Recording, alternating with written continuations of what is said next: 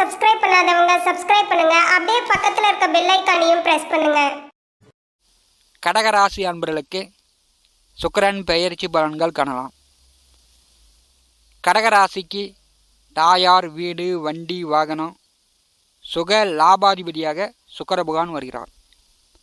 ஆவணி மாதம் 10ஆம் தேதி முதல் புரட்டாசி மாதம் 3ஆம் தேதி வரை கடகராசிக்கு 3வது வீட்டிலே கேதுவுடன் கூட்டணி சேர்ந்து செவ்வாய், குரு, ராகு பார்வையில் அமரப்போகிறார். இந்த 24 நாட்கள் கடகராசிக்கு 3வது வீட்டிலே லாப சுகஸ்தானாதிபதி நேச நிலையில் சஞ்சாரம் செய்யும்போது உங்கள் தாயார் உடல் ஆரோக்கியத்தில் கவனம் எடுத்துக்கொள்ள வேண்டும். கடகராசி அன்பர்களுக்கு 4ஆம் வீட்டின் அதிபதி 3வது வீட்டிலே சஞ்சாரம் செய்யும்போது சில பேர் வீடு மாற்றம், இடம் மாற்றம், வேலை விஷயமா வெளியூர், வெளிநாடு போகிறது, இந்த மாதிரியான மாற்றங்கள் இந்த 24 நாட்கள் சந்திக்கலாம். 4ஆம் வீட்டின் அதிபதி 3வது வீட்டிலே நேச நிலையில் சஞ்சாரம் செய்யும்போது ஒரு சிலருக்கு வீடு சார்ந்த, வண்டி வாகனங்கள் சார்ந்த செலவுகள் அதிகரிக்கும். வீடு சொத்து வழியில் விரயங்களும் ஏற்படும். வாக்கியா வரப்பு தடத்து பிரச்சனை, நிலபோல சொத்துக்கள் உள்ளவர்களுக்கு பக்கத்து காடு, பக்கத்து நிலத்துக்காரர்கள் வழினா வம்படியாக தடம் இருக்குது அப்படி அப்படின்னு உங்ககிட்ட சண்டைக்கு வர்றதுக்கான வாய்ப்புலாம் உண்டு. கோச்சாரத்திலே 3வது வீட்டிலே சுக்கிர பகவான் சஞ்சாரம் செய்யும்போது புதிய வேலை, புதிய பதவி, அதிகாரங்கள்லாம் கிடைக்கும். செல்வம், செல்வாக்கு உயரும். பெரும்பாலும் பகை, சத்ரு நாசம், இட மாற்றங்களை ஏற்படுத்தும். கடகராசியை பொறுத்தவரை சுக்கிரன் பலம் குறைந்தால் கடகராசி என்பதற்கு யோகம்.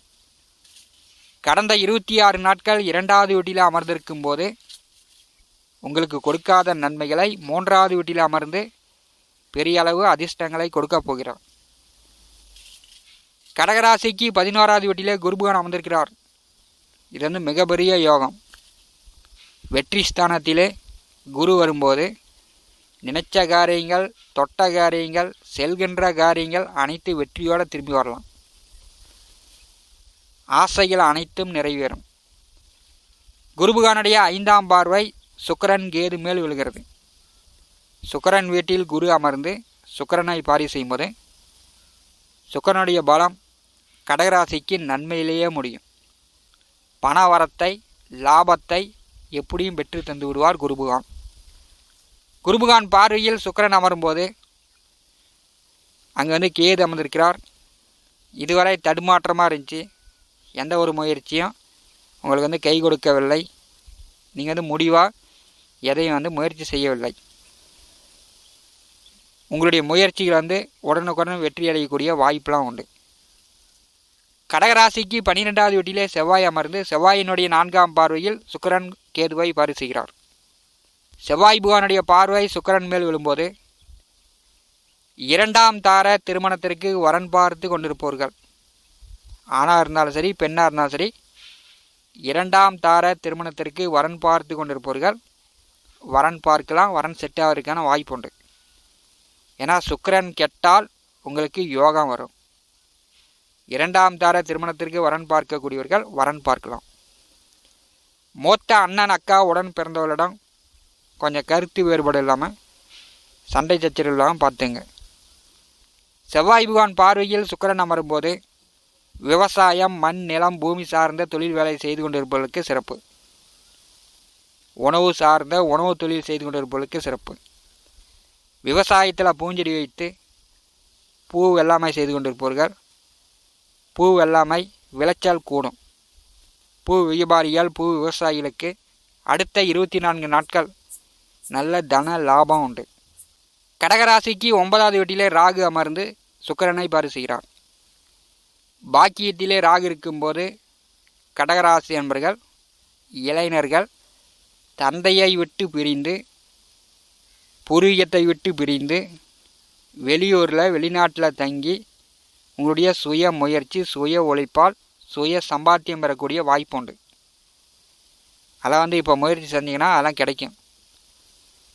வெளியூர் வெளிநாடு செல்லக்கூடிய வாய்ப்பெல்லாம் கடகராசி இளைஞர்களுக்கு உண்டு. கடகராசிக்கு 8வது வீட்டிலே சனி பகவான் வக்கரகதியில் பின்னோக்கி செல்கிறார். அஷ்டமச்சனியின் அவஸ்தைகள் குறைகிறது. சனி பகவான் வந்து 2ஆம் வீட்டை பார்வை செய்யும்போது நீங்கள் வந்து வார்த்தையில் மட்டும் உங்கள் பேச்சில் மட்டும் கவனமாக இருக்கணும். யாரையும் எடுத்தெறிந்து வெட்டி வெடுக்குன்னு வாடா போடா அப்படின்னு பேசுனீங்கன்னா அகப்பட்டவனுக்கு அஷ்டமத்து சனி அப்படின்னு சொல்லுவாங்க. கோச்சாரத்திலே 8ஆம் வீட்டில் சனி வரும்போது வார்த்தையால் அகப்பட்டு விட்டால் அவர்கள் வந்து வாழ்க்கையில் மேலுக்கு வரவே முடியாது. முன்னோர்கள் பெரியோர்கள்லாம் பழமொழி சொல்வார்கள், சொன்ன சொல் அழிஞ்சா சொத்து அழிஞ்சு போயிடும் அப்படின்னு. கடகராசி அன்பர்கள் சொல் அழியாமல் பார்த்துக்கணும். யாரையும் குறை சொல்லாமல், யாரிடமோ வாக்கு கொடுத்து மாட்டிக்காமல் பார்த்து கொண்டீங்கன்னாவே அஷ்டமச்சனியின் அவஸ்தைகள் குறையும். கடகராசிக்கு 2வது வீட்டிலே ஆவணி மாதம் 31ஆம் தேதி வரை சூரியன் தனம் வாக்கு குடும்பஸ்தானாதிபதி 2ஆம் வீட்டில் ஆட்சி பலம் பெற்று சஞ்சலம் செய்யும்போது பெரிய அளவு உங்களுக்கு தடையில்லாமல் பண வரத்து உண்டு. குடும்பத்தில் நல்ல மகிழ்ச்சி சந்தோஷத்தை ஏற்படுத்திக்கலாம். ஜென்ம ராசியிலே புதன் சஞ்சலம் செய்கிறார். அவர் வந்து 2ஆம் வீட்டிற்கு வருகிறார். பிரிந்த உறவுகள், பிரிந்த நண்பர்கள் அதெல்லாம் சமரச பேச்சுவார்த்தையின் மூலம் மீண்டும் ஒன்று சேரலாம். ஏன்னா புதன் வந்து சமாதான கிரகம். பரம்பரை பகை இருந்துச்சுன்னா கூட உக்காந்தி கூடி பேசி சமாதானமாக பேசி ஒன்று சேரலாம். அதற்குண்டான வாய்ப்புகளை புதன் சூரியன் ஏற்படுத்துகிறார்கள். இந்த சுக்கிரன் நேச நிலையில் சஞ்சாரம் செய்யும்போது உங்கள் தாயார் உடல் ஆரோக்கியத்தில் கவனம் எடுத்துக் கொள்ளுங்கள். அதுவும் கேதுவுடன் சுக்கிரன் இணைந்து செல்லும் பொழுது கிராமப்புறங்களில் இருக்கக்கூடியவர்கள் இரவு நேரங்களில் வாக்கிய வரப்புகளில் செல்லும் பொழுது கொஞ்சம் கவனமாக போயிட்டு கவனமாங்க. ஏன்னா விஷக்கடி தொந்தரவுலாம் ஏற்படுவதற்கான வாய்ப்பு உண்டு. கடக ராசி என்பர்கள் மிகுந்த கவனம் எச்சரிக்கை தேவை. மேலும் தகவலுக்கு எங்கள் சேனலை மறக்காமல் சப்ஸ்கிரைப் பண்ணுங்கள். நன்றி.